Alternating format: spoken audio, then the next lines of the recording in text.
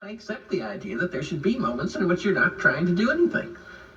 I think it's our nature to do things. I think we should do things. I think that purposefulness is part of our ineradicable basic human structure. And to say that we ought to be able to live without it is like saying that a tree ought to be able to live without branches or roots. But actually, without branches or roots, it wouldn't be a tree. I mean, it would just be a log. You see what I'm saying? Uh-huh. I mean, in other words, if I'm sitting at home and I have nothing to do, well, I naturally reach for a book. I mean, what would be so great about just sitting there and doing nothing? It just seems absurd. And if Debbie is there? Well, that's just the same thing. I mean, is there really such a thing as two people doing nothing but just being together? I mean, would they simply then be relating, to use the word we're always using? I mean, what would that mean? I mean, either we're going to have a conversation, or we're going to carry out the garbage, or we're going to do something separately or together. I mean, do you see what I'm saying? I mean, what does it mean to just simply sit there? That makes you nervous. Why shouldn't it make me nervous? It just seems ridiculous to me. Hi, everybody. We talked about just sitting here and smoking and not talking after the video clip that you will have just seen. We were watching that movie. It's called My Dinner with Andre. And like half the movie the whole movie is a conversation, but half the movie is a lead up to that comfortable situation where they have these philosophical conversations about somewhat existential details of day-to-day life, which are still valid. And then there's a funny one. Well, it's not. It's funny because it's accurate now, and I want to put that at the end. It's for things that have happened in the last couple of years. It's not a political statement. It's just the movie was made in the 70s. The fact that it was stated in the 70s, it bears some sharing.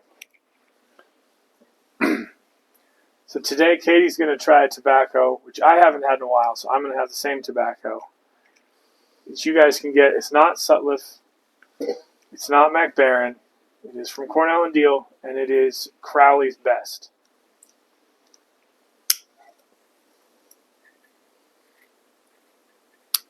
I'm going to light it with my ridiculous lighter. Doing a little bowl. Because it is Meerschaum March Meerschaum Madness, depending on who you talk to. I have my MBSD Meerschaum, 9mm filtered with the Breyer insert. And you have? I also have one of theirs from my birthday last year. I have not put near enough bowls through it. Need to remedy that this month. And that is their standard Meerschaum. So that one has a Teflon connection, yeah? Yes. Yeah, it does.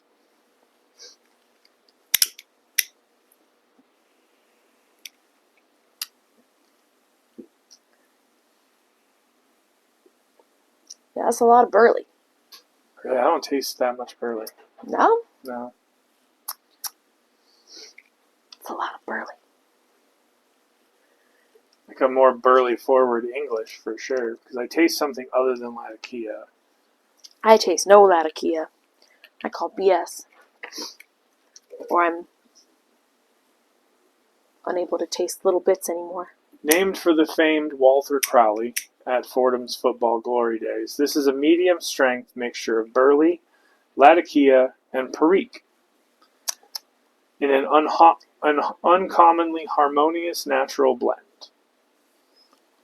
This is available in bulk. It's cheap.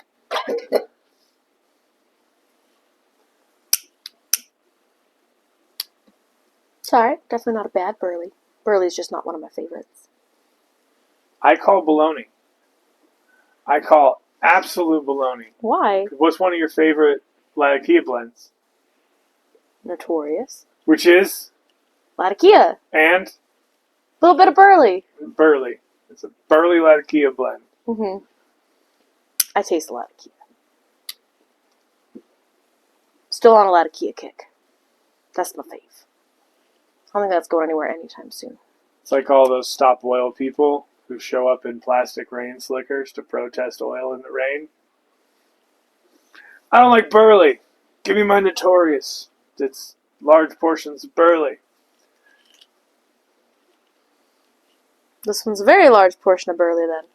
I think the proportions are flipped to the way you would like it. I think that there's more Burley than there is Latakia, but the Latakia is there. I don't know. I like it, so I smoke it. You like Crowley, so you smoke it? No, Well, that's what the we're talking Notorious. No, you were talking about the Notorious. Trying to make me out to be a liar. Sorry, I'm in a very argumentative mood. Yeah, you are.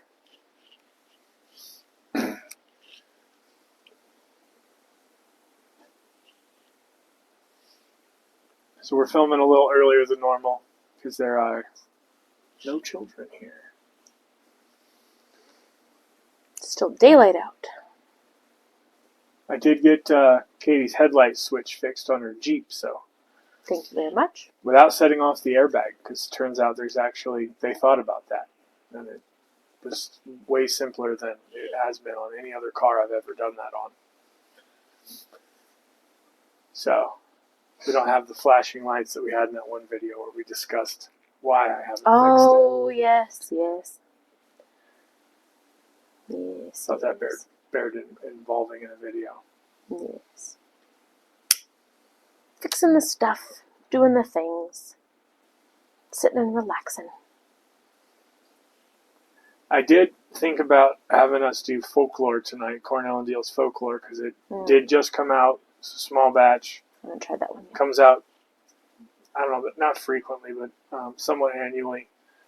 I've only had one bowl of it, but figure I'd give you something with Latakia in it before I just start throwing things in your face that you're not going to like. I don't taste any Latakia. Color me disappointed. Maybe you'll get it halfway through. Meh. Although you smoke more aromatics in that pipe than anything. This time last year, yeah.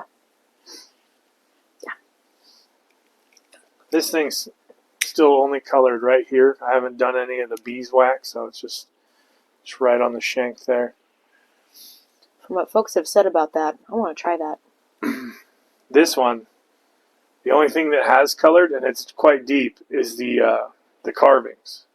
Those have colored, for sure. I've smoked a lot of my other. The deep pockets have started to color a bit. Got this guy. Hey, show. This one's one of my favorites. That's the Falcon from Rose, yeah? It is. I was just fixing to say that. The bowl you had gotten me, but the stem and the base here is that one from Rose. This is almost daily at my desk during the workday. And you just recently got a Falcon from our friend the pipe maker who had modified it.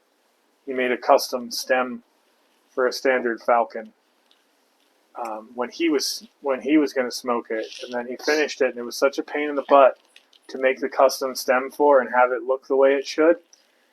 He could never bring himself to smoke it, so it sat unsmoked after making the custom stem. I think I smoked that one once here since we've gotten it. Yeah, because it came with a carbon fiber. Like the carbon fiber bowl, but it's not made of carbon fiber. It just has that look to it.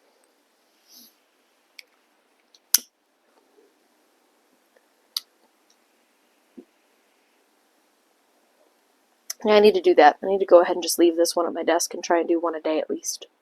That's what I've been doing. If I put this away, then it's not what I reach for. But I try to do one pipe a day, at least one through it. But the bowl on this is just, you put them side by side. Yeah. It's just massive. Yeah. It's like having two pipes in a row. So I try to stick to blends like I know I'm going to like. The trouble is doing that with this big of a pipe is you start plowing through a blend that you really didn't intend to just have disappear. I was doing that with H.H. Burley Flake. And I looked at my jar and I was It's more than halfway gone. And I was going to compare it to the Solani Burley Flake, so I started having the Solani Burley Flake, and then I was loading my last flake, and I was sad. Definitely different Burleys, but both really good. The next one I want to try is I have Cobblestone's Hiking, which was hard to get because everybody who likes Burley Flakes buys that stuff up like crazy.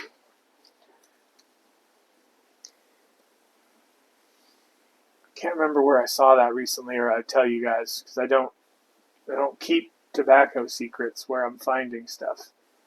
But I can't remember. I have the opposite problem. I didn't realize that he was topping off my Notorious as I was plowing through it, so I thought I was doing really good for a few weeks. It's like, yeah, I'm mixing in other things. This isn't going down too fast. No, he'd refilled it twice. I try to be nice and make sure that, Very nice. that she doesn't run out until Ken Byron runs out, and then she's SOL. Fingers crossed. The day may come. I'll be okay. We found a sort of replacement. He has the Mountains of Madness. That's in stock now. That one is also really good. I do not enjoy it as much. It is not one that I can just have back to back to back smoke all day, but it is really good. You know what the difference is? Not off the top of my head, no. There's no Burley. Really? Mountains of Madness. Damn. Just saying. Just saying. I was going to say, I'm not a tobacco encyclopedia like you've become, so no. Mm-mm. I have to Google it.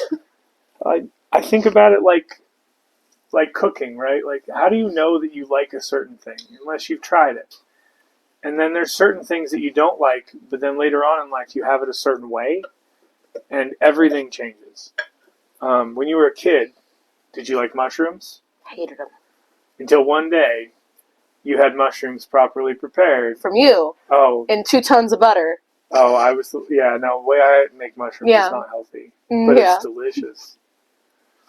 I do butter and garlic in the pan, and I saute the mushrooms in butter and garlic until they're like browned.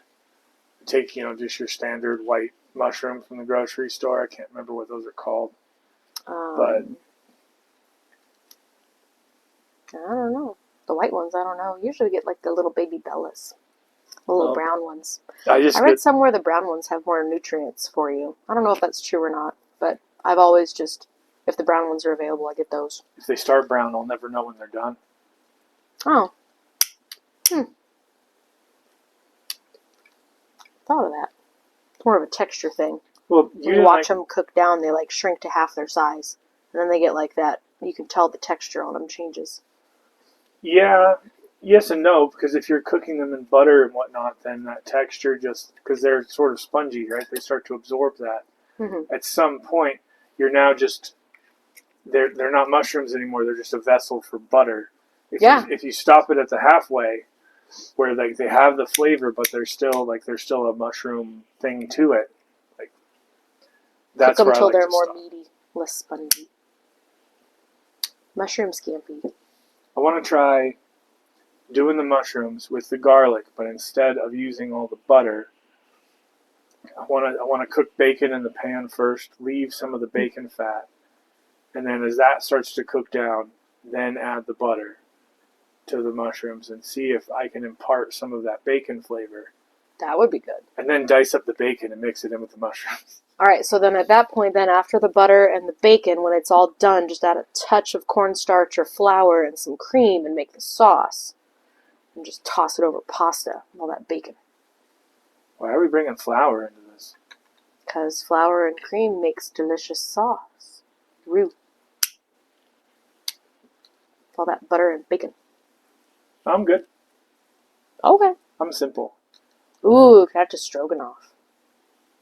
Maybe. Bacon mushrooms to stroganoff. Be good.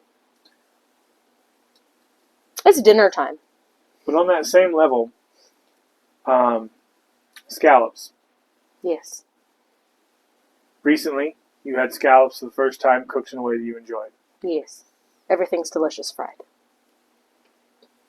Went to a local restaurant called Yorkshire Fish and Chips. And, you don't usually expect a halfway decent showing of fish and chips anywhere in the U.S., even if that's what they specialize in. I usually anticipate mild failure. Not this place. The fries could have been better, but they were definitely cooked like fresh. They were not. It's not McDonald's, right? They're not full of extra additives. They were good. Mm-hmm. They were fresh made, and they weren't. There's nothing about it that made me feel like I could have done something better for my experience. Oh, it was fantastic. The fish was cooked perfectly. The scallops were perfect. It's hard to screw up shrimp. Should add some bacon mushrooms. Sure. Well, you brought that up because you're talking about scallops after the mushrooms. I'm not sure which point was. I was talking about how you can relate tobacco blends and those ingredients. Really, that's what I was alluding to. I don't know if I directly said it, but all I can think about now is fish and chips.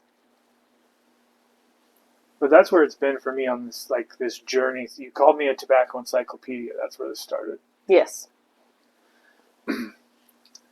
I want to understand not just the ingredients, but how their preparation can change that experience. And that has been evident in a lot of blends that we've tried that we enjoy. Yes. I'm not huge on a lot of the Latakia stuff like you are. But there's some blends that have Latakia and other things that I enjoy where it actually brings some qualities out of the Latakia that doesn't come out in the Latakia heavy blends. Mm. And I'm starting to subscribe to the old school philosophy of Latakia, where Latakia needs to be a condiment and not a primary component. Mm. Because it has more nuance, because it is so strong and smoky. It has more nuance without having to be a primary player in the blend. Mm. I think, at least so far. But I'm no blender. I've made, 2 blends. And all of them are with other people's components. So that's like calling yourself a chef, but just making things out of the, all the ingredients in the box. Who made those? Banquet? Was it Banquet? Who made those?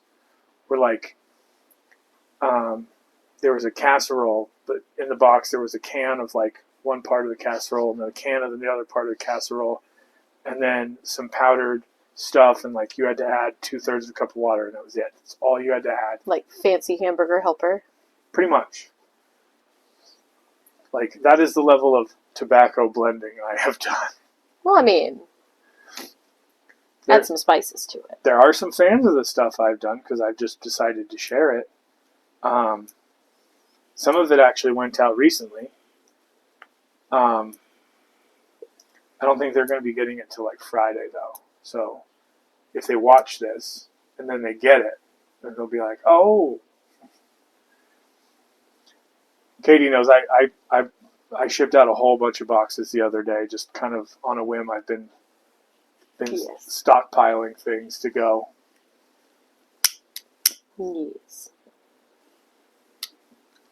Good times. Yeah. Spread some love.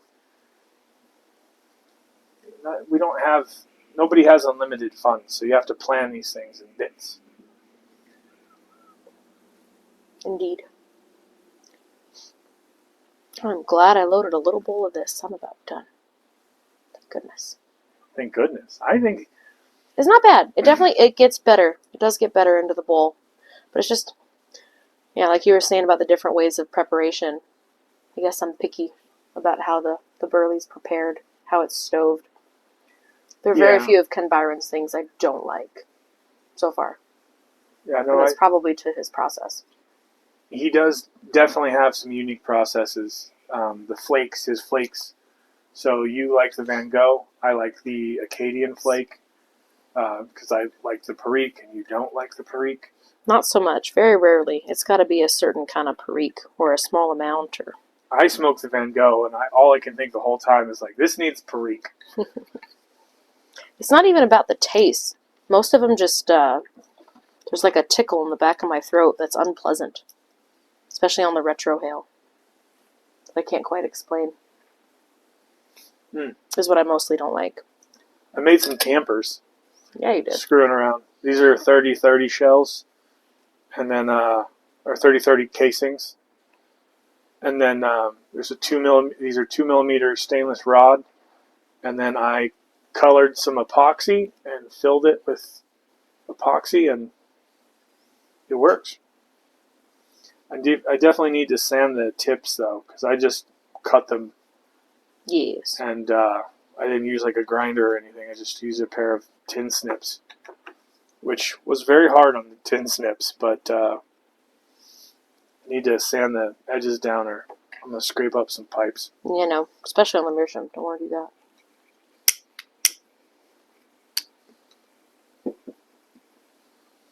Well, with the meerschaum, I was having trouble for a while with buildup in the bowl. And something I wanted to avoid, which is something I've had to do, I've had to start doing. Because originally, like when I look at estate pipes, you could see so many that were over-reamed, where people definitely were using like pocket knives to ream out these briar bowls, and now they're like oblong, and it's not right. It's not right. So I didn't want to put a blade in the bowl, but I was getting cake buildup in the meerschaums, and I folded. I gave up on that, and I started. I got some Opinel pocket knives. I got one with the rounded tip, the children's one. It's still sharp enough to really hurt someone. And I just sort of skim the surface of the bowl. I don't dig in, and I just let that really sharp flat blade, because these are bored perfectly straight. Let that sharp flat blade remove any of that buildup, just gently going through, and that's been doing a good job. And then every now and then I'll get like a wet paper towel, and I'll go in there and I'll do a nice deep clean and then let it dry. I still need to do that on this one. It's hard though, because I just want to smoke it. It's your pipe. You treat it how you want. I'm a codger. I have certain requirements when you use mine. That is all. Which is why I usually decline. It's more work to keep up with it. Except for my meerschaum bowl. You don't hesitate to use that. Yeah, well. It's a little bigger than yours.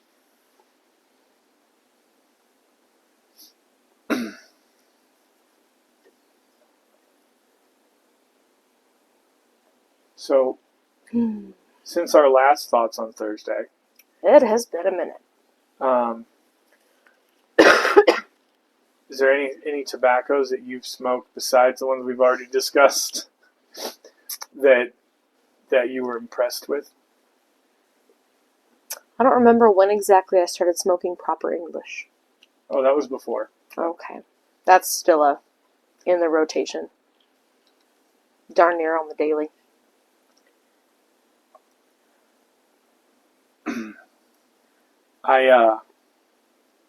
I put this in a few comment sections, but I want to bring this up in relation to the Peter Stokkebye proper English.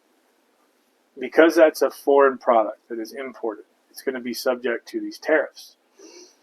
No politics. No. I'm not going politics. But with the tariffs, I want to relate this back to the McBaron thing. Wouldn't it be smart if STG changed their mind on what they were doing? And I just mean purely from the standpoint of business and the jobs for people at the Sutliff factory. If STG were to reopen the Sutliff factory, rework it, whatever they need to do to produce some of their blends that sell the most in the U.S., and thereby circumvent the tariff. Or would they still need to pay tariffs on the product that they're importing? Because they're not all American tobaccos. They use African tobaccos, they use Brazilian tobaccos, they use tobaccos from all around the world. I'm not sure how the nitty gritty of all those little bits work. Wouldn't it be I cool couldn't to speak save to all that. those jobs, though? It would be very cool to save the American jobs. Not just Jobs in general, Yeah, but yes, just I mean, the that's what it people. boils down to. Well, that's the main platform there is bringing jobs and opportunity to Americans, which, if I remember correctly, I believe that was one of the stances and some of the reasoning behind some of those changes was to further encourage more American-made, more jobs in America. Yeah, and they still own the property, they still own the equipment, they still could do this. I'm sure they won't, because once I work for a corporation. Once a corporation has their mindset on something, it's very rare that a giant swing in momentum changes in the direction where they put all this effort and planning. We are fixing to see firsthand all the repercussions from that, though. Today was a sad day, or it could have been yesterday. I went to go to Tobacco Pipes to see if there was one more sale, like because they were just clearing everything out. Yeah. Um, Just one more. I went to go to Tobacco Pipes. Like an addict needs a fix. Just one more. And it redirected me to Pipes and Cigars. Mm. And I heard that, wah, wah, wah, in my head. Yes. And I closed the tab. Not what I wanted. Close. Well, of the major vendors, Pipes and Cigars, Tobacco Pipes and Cup of Joe's were, of the major vendors, they were my go-to. Cup of Joe's was the first purchase I ever did for you for your birthday last year. Sad. Yeah. It was sad. But there are other people selling those products, the same products, maybe not in the same quantity. I have developed a love for Cornell and Deal and their bulks, and even the Rivertown stuff. We tried all the non-aromatic Rivertown blends. I did give them over to all my 1 ounce bags to a local brick and mortar who wanted to look into things to replace that Sutliff was providing. I do think they're going to be stocking the Crimson Shadow, the Red Virginia that you liked. That one was good. They did not have a Red Virginia on offering, and that one was actually really good. That one was good. But the Cornell and Deal bulks, I developed quite an affinity for, and short of smoking pipes, tobacco pipes was my number one source for that, because smoking pipes charges us the excise tax, and tobacco pipes did not. And at the current 72%, that's a lot of money. That's twice the tobacco, folks. Like it matters. To us, it matters. If you don't live in Colorado or one of the states with excise, this current level of A lot excise of folks tax, live in states that do not have near the tax. Yeah, I mean, if you don't, smoking pipes has got you covered. But if you do, you, like me, were looking for places like tobacco pipes to source some of this from, and they had almost every Cornell and Deal bulk. They had all of them, and they had them at very good price, sometimes cheaper than smoking pipes. And it was it's really sad for me, but it's okay. There are other vendors, and if I don't have the whole collection of Cornell and Deal bulks that's available. I don't have the whole catalog in jars here. Really? I'm sure I have close to it, but there's ones that if I run out and I like it, I'm gonna get more. This probably, I've never reordered the Crowley's Best. I have reordered 4 times the Morley's Best, which is more burley. There's just like a pinch of Latakia. But I did find something comparable to that I actually think has a little more nuance. It's a little more enjoyable. And that is Watch City's Old North Church. It is designed to be an old school burley codger blend, but in place of some of the other condiments to, make it different, it has a bit of latakia, but the latakia is not pronounced enough to really taste it.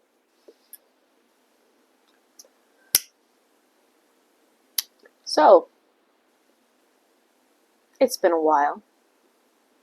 Have you found any favorites yet? If I recall, that was one of the driving factors to the 100 Blends videos last year. Yes, I found some favorites. That's why I started buying the amber mason jars. Because those are pretty. Amber mason jars don't allow as much UV light.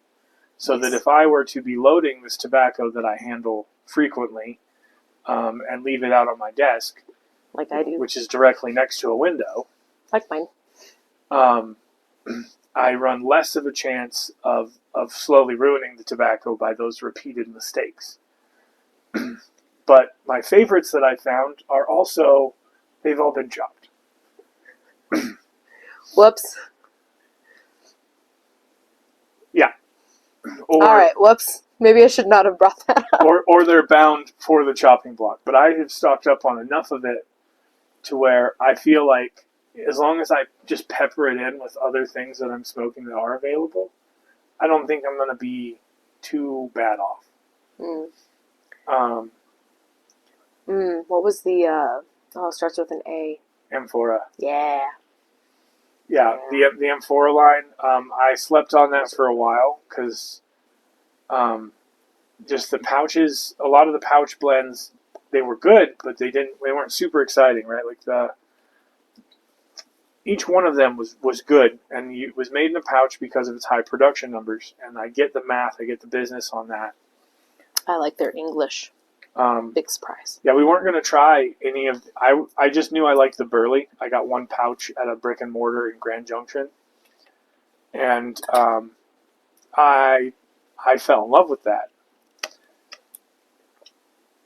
But it started to sell out once the news of what was getting cut went, and that was when I had decided, and my finances lined up to where I could get some. It started disappearing, so I had to get the Amphora sampler pack, which is the Amphora Burley, Amphora Kentucky, Amphora Virginia, Amphora English, Amphora Black Cavendish. Amphora Black Cavendish is way better than you think. It is not sweet, No. which is what I expected from it. I expected to be disappointed. I wasn't. The Amphora Kentucky was just as amazing as everyone said it was, at least for me. I like Darkfire Kentucky. The Amphora Burley has a pinch of Darkfire Kentucky in there, and yet Katie enjoyed that one. I do enjoy that one. Not all the time. It's not one I crave, but it is one that I enjoy. The Amphora Virginia is a really solid Virginia. I thought about doing that as one of the things we talk about tonight, but that's going to wait for like a versus. The Amphora English is, when someone says they have an English blend, like those are the flavors I expect. Exactly what Amphora English was, that's what I expect when someone says it's an English. If it varies from there, no big deal, but like that's what's in my head is those flavors. And to smoke that and like be instantly met with that satisfaction of like, yep, that is exactly what I thought it was. I will enjoy this.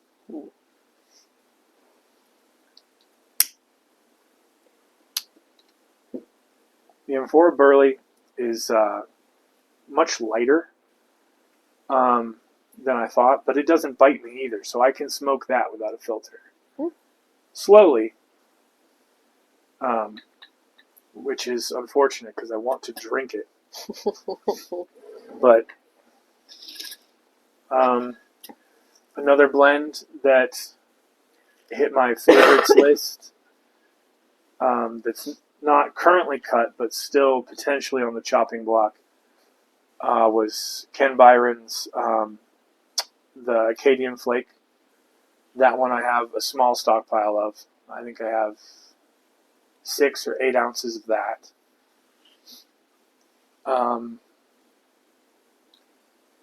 What else? I'm just glad to see all the trying has led to lots of things So I remember this time last year, it was very much like I haven't found anything that just like does it. So that's good. It took a while. The Maestro Puccini, the Toscano Maestro Puccini. That one, Katie demanded to try it when she smelled it in the jar, and then she got 3 puffs in and went, no. It smells really good, though. Isn't that one you were mixing with Firebird? Fire Dance? Firebird. I've been mixing that 50-50 with Firebird to add a little creaminess to it, and it cuts down on the nick hit, so you can have a big old bowl of it, and it's not that intense. But because of that Puccini, I actually started picking up Toscano cigars. I like the grape ones of those. Those don't taste like the grape that you would think when someone says that it's grape. No, it's like white grape. It's like... It's just sweet. Yeah, it's like, instead of like the purple grape, it's like a white grape. It's good. Yeah, I don't mind the regular Toscanos, but the grape ones I really like. When it said grape, I was expecting Kool-Aid grape, which I did not expect to go well with the Toscano. It's not Captain Black grape. What they did was really good. It's really, really good. It is. It's really sweet. But not too sweet. It's good. My first one was their 1492, and that one is... So they have a scale of 1 out of 5, right? So I have the originals, and those are 1 out of 5, or no, 2 out of 5. The Toscanellos, the flavored ones, those are 1 out of 5. And then I just got today a 5-pack of the Antico, I think, something like that. And those are 5 out of 5. So I haven't tried those yet. They are going to be strong, but I'm okay with that. If it's close to tasting like the Puccini, I will be very pleased.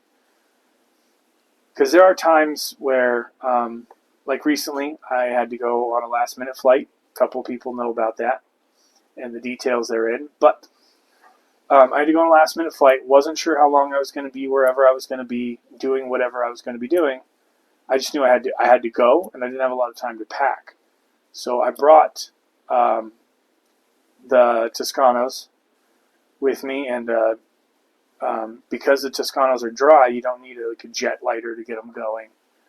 So I just brought a regular little lighter, and it was very pleasant. They were easy to pack, easy to travel with. Those defeat every argument I have for cigar smokers to switch to pipes, which is unfortunate. Just enjoy all the tobaccos. Unless you don't like Dark Fire Kentucky. If you don't like Dark Fire Kentucky, then I can convince you to smoke pipe.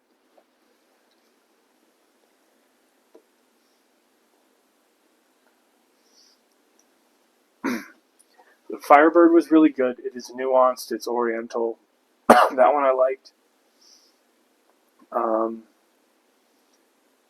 The Briarworks tobaccos that down south is a Virginia Perique. It's a very sweet Virginia Perique. I liked that. I'm going to try that one. Most Periques I avoid. The Country Lawyer is a cigar blend, Briarworks, which Cornell and Deal produces. Side bonus for the Briarworks stuff, it comes in a jar, already jarred, already labeled, already dated. If you guys are concerned with that, just buy it and throw it on the shelf. It's great. But the Country Lawyer was really good. It has more variety of flavors than some of the cigar blends that come through, but is still definitely a cigar blend. I know one we tried since our last thoughts on Thursday that you liked and I liked that I shouldn't, based on my previous things about what I like and don't like. The Galleth and Hogarth Dark Flake Aromatic. Ooh, yeah, that one. I need to pull that out. I want some of that tomorrow. Maybe tonight. It's not hard to find. It feels that way sometimes, because I just remember I like things and I remember a portion of the name, but I find that I usually don't remember who produces it, which is how you have it organized, which makes it frustrating. Hey, baby, what's that one I like that's like this? It's my encyclopedia. Yeah, she texts me and she gets an answer when I have time. That's when anyone gets an answer from me, is as I have time. Whether I work with you or whether you're family, doesn't matter. It's as I have time. Okay. I am spoiled. I get my own personal encyclopedia. Okay. And pipe supply warehouse, because I don't like running out of anything. And no, you don't. Master of sales. Gotta be. The only way to afford any of this. Gotta shop the sales. I found a good deal on Amazon for the BJ Long pipe cleaners, the bags of 100. Oh, yes. I got 12 bags of 100 count pipe cleaners, so 12 times 100 for, I think it was $18 with free shipping.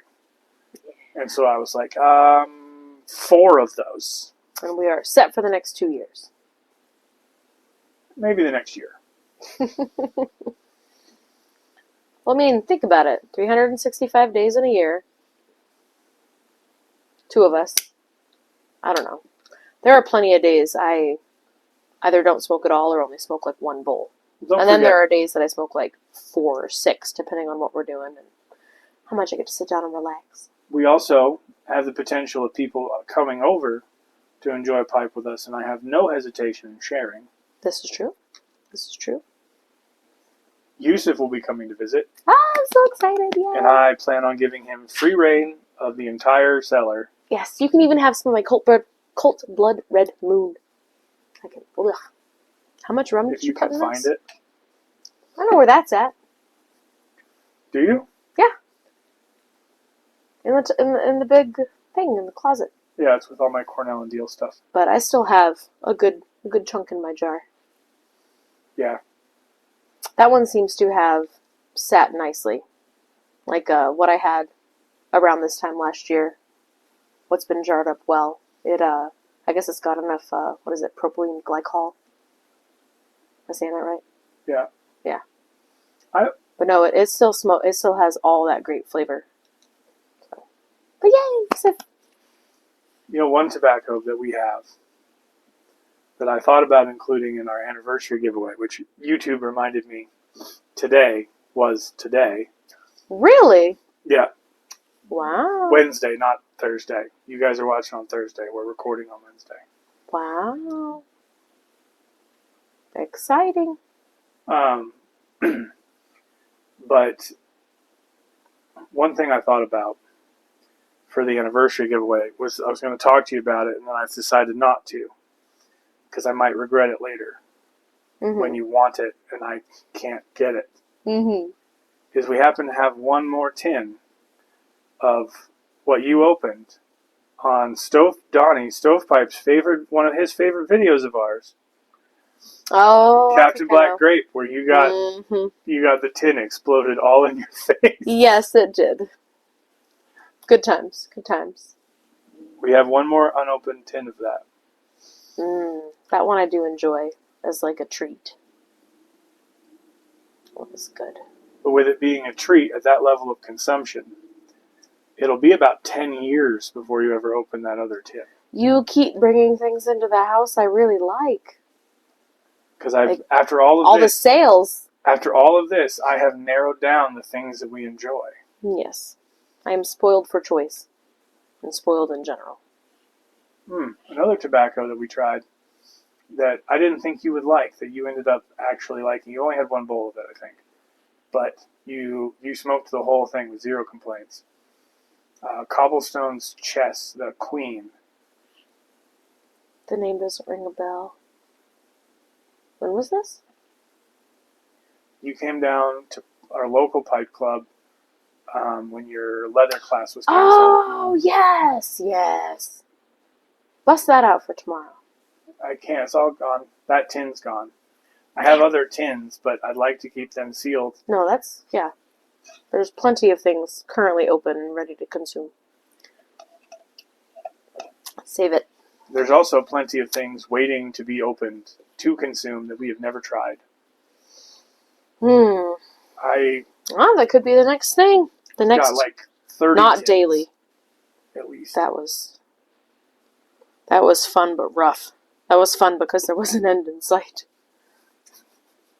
Well, that became the goal at the end. It was just getting The to dopamine rush of the end. completion. We did it! So what are you loading up now? The one you brought out. We'll tell. It's a video. Awakened Elder. Thank you, Vanna. I haven't had this one in a hot minute. I have to hide it from her, so that she forgets that it's there. Hide. Yeah. Like it's hard to do. I'm so bad. I sit at my desk and just and look at what I have there. Like, oh, this looks good. Well, I've got pounds of stuff that was on the chopping block that I found out that I liked. So I've got so much of this other stuff, but I don't have pounds of like Awakened Elder. I don't have pounds. Is this of one the Ken done? Byron. Is this it? No. Okay. Oh yeah, Cornell and Deal now. I don't know why.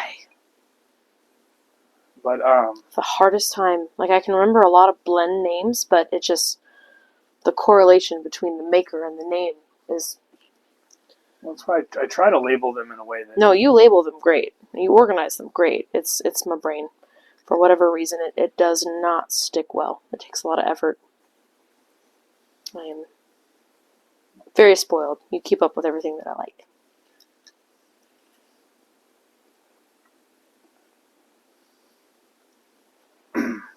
But and I just try and push you towards the things that we have pounds of. 'Cause I didn't buy it to resell it later, like a lot of people Oh yeah, no.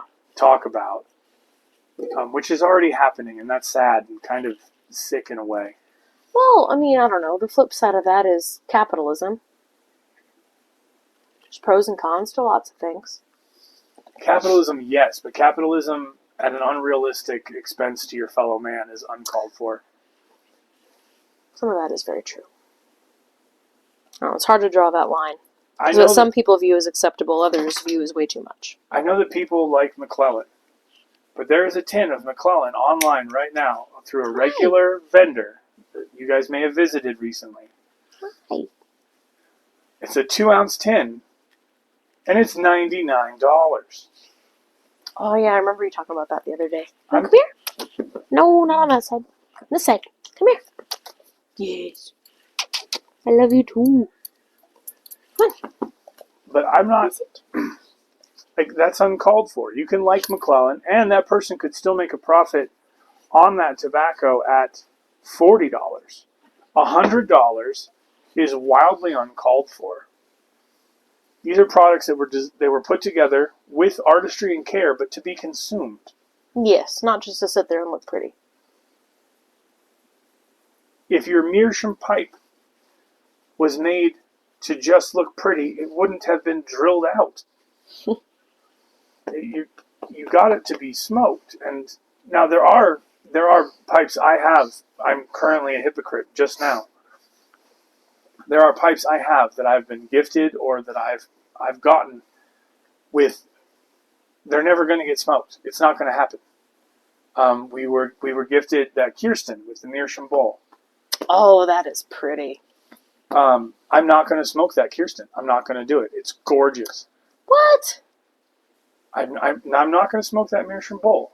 Can I? I would like it if you didn't. All right.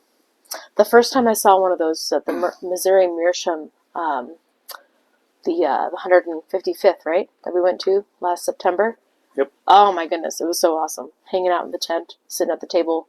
One of the folks there was smoking one of those. So pretty. Yeah, and this one it's set up as a Cavalier, but has a straight stem and a bent stem. Has the stingers. It has the Porsche design bowl, and it has the Meerschaum bowl. The Porsche design bowl has been smoked before, and it has been ghosted with something disgusting. Yeah, that was not very pleasant. But I will never smoke that Meerschaum bowl because it is so pretty. Also, then we gotta deghost the other one because that pipe needs to be smoked. maybe. I'm still kind of at a loss on how I'm going to do that because you got to plug it and then We got do the time. salt. Yeah. Maybe a project for a little while down the road when you're feeling up to it. There's always lots of projects. It's a good thing. Yes. Almost done. Ruffles decided to join us.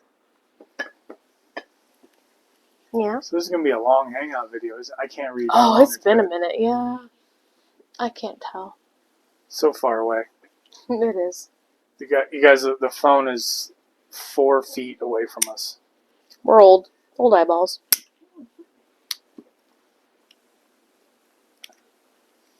Besides being lazy, number one reason to not adjust this flame down is that it reaches into the bottom of this bowl.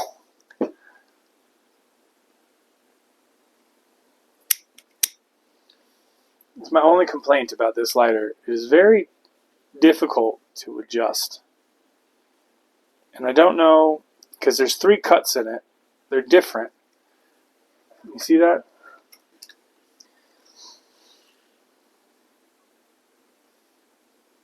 In this part, Yeah, the little silver bit. it's just a Phillips. What do you mean 3 cuts? No. What are you talking about? That's the Phillips holding the adjuster. Right? You turn it, but you don't Right. turn it with the Phillips. You turn it with those slots that are cut on the side, and then there's one on the bottom. Can you tell I'm spoiled and I don't adjust any of my own lighters? Really? It twisted the flathead I tried to adjust it with. Oh. Yeah, one of them is way bigger than the other. And it's counterintuitively cut. I don't know. I'm not going to adjust it because I'm lazy. Alright. Just highlighted another level of just how pampered I am. Really, you don't do the middle part? No, that would take off the knob for the adjustment. And That makes sense. depending on how they built it, that could release all the gas. That would be bad. Well, I mean, not Good to know. bad. It would just really suck, and then I wouldn't know if the seals went back in like they should. I'm not doing it. That's fine. It's not too big. It's not obnoxiously big. It's fine. Well, it was about twice the size when I got it. Oh. Well, how you have it now is fine. It's fine. I think I have a teeny tiny little flathead with my jewelry stuff. Yeah, I used one for electronics, but it twisted. Oh yeah, it's this. Yeah, it'd be the same size, huh? Hmm.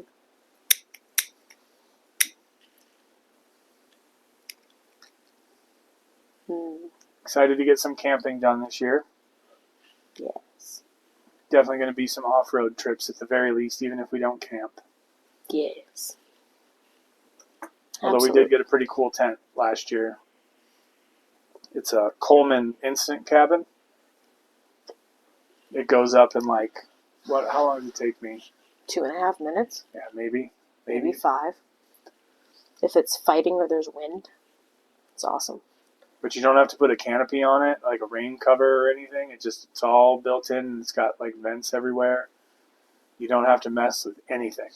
Just folding it up takes a little bit of origami know-how, but that's about it. Much more standing room than our other instant tent. Yes.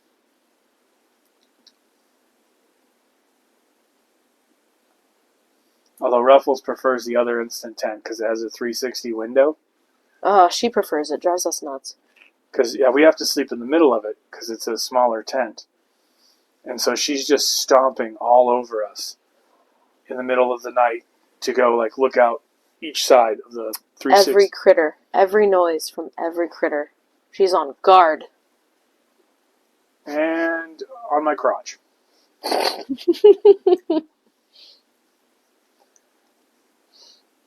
And Whoops. she's not a small dog. No. No, she is not. Despite her willingness to fold up right in between the two of us. to the size of like a Jack Russell Terrier. Yes.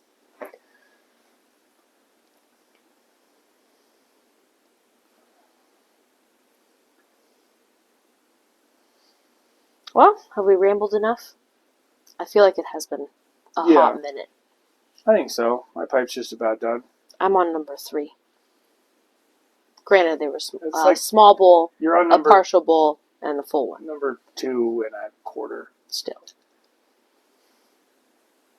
But with this finished, I'm on number 2.25.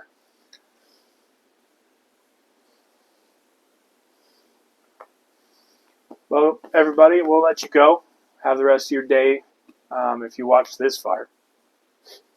If you have any interest in being in for the anniversary giveaway, I guess you'll have to go look for some pickled pig's feet, and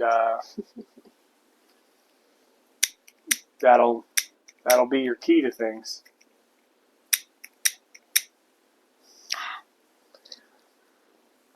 You guys have a good day. I hope everything's going well for you. At least better than it has been for some of us.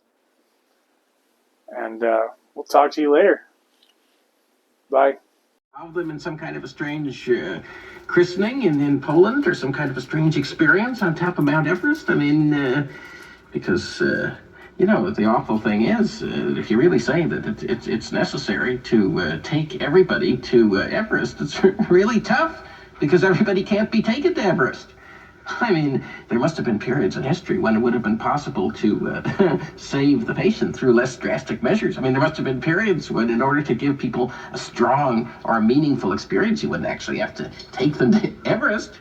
But you do now. In some way or other, you do now. I mean, there was a time when you could have just, for instance, written, I don't know, Sense and Sensibility by Jane Austen, and I'm sure the people who read it had a pretty strong experience. I'm sure they did. I mean, all right, now you're saying that people today wouldn't get it. Maybe that's true, but I mean, isn't there any kind of writing or any kind of a play? Isn't it still legitimate for writers to try to portray reality so that people can see it?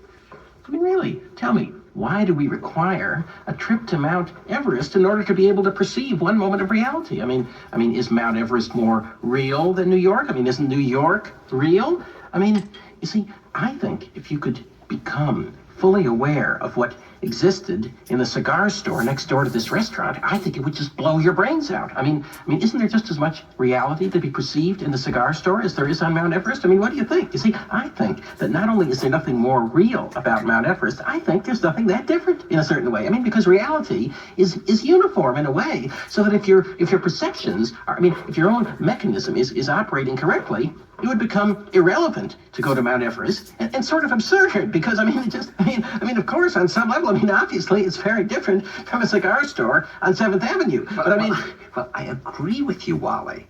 But the problem is that people can't see the cigar store now. Things don't affect people the way they used to. It may very well be that 10 years from now, people will pay $10,000 in cash to be castrated just in order to be affected by something. Well, why do you think that is? Why is that? Is it just because people are lazy today, or they're bored? Are we just like bored, spoiled children who've just been lying in the bathtub all day, just playing with their plastic duck, and now they're just thinking, well, what can I do? Okay, yes. We're bored. We're all bored now. But has it ever occurred to you, Wally, that the process that creates this boredom that we see in the world now may very well be a self-perpetuating, unconscious form of brainwashing created by a world totalitarian government based on money, and that all of this is much more dangerous than one thinks, and it's not just a question of individual survival, Wally, but that somebody who's bored is asleep, and somebody who's asleep will not say no? See, I keep meeting these people. Just a few days ago, I met this man.